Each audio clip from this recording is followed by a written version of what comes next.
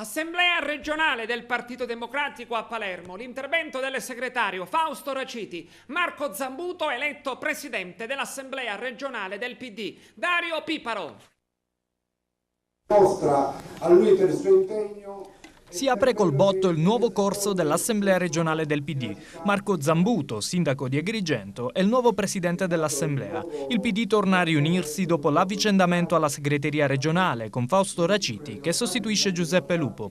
Le votazioni per comporre i vari quadri di partito hanno chiuso di fatto la travagliata fase congressuale del Partito Democratico. Una sorpresa per molti, quella riguardante Zambuto, dopo quella più pronosticabile riguardante la sua candidatura alle europee. Una scalata interna al partito che ha comunque del sorprendente, specie a meno di un anno dal suo insediamento all'interno di una forza politica che è spesso stata sua antagonista, dalle origini democristiane fino al suo periodo berlusconiano, che ha preceduto il ritorno all'UDC, con il quale è stato rieletto sindaco. La votazione è stata plebiscitaria, 10 astenuti e poi tutti favorevoli. Nella seduta al San Paolo Palace di Palermo, nominati anche il tesoriere regionale, la direzione e la commissione di garanzia. E mentre Baldo Gucciardi, capogruppo all'Ars, tesse le lodi amministrative di Zambuto, il segretario regionale Raciti parla di svolta totale, con pacifico riferimento a Crocetta e alla giunta regionale. Niente rimpastino è l'imperativo di Raciti, ma totale ricambio per ripartire. Quindi un azzeramento vero e proprio degli assessori in carica, con Crocetta che risponde picche,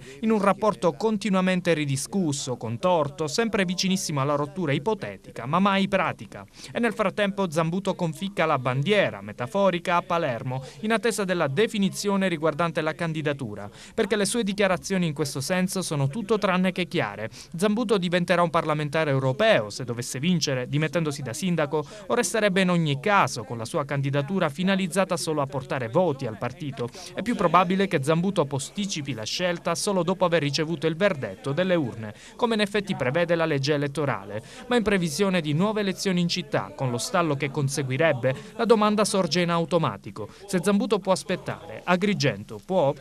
Sostituendosi alla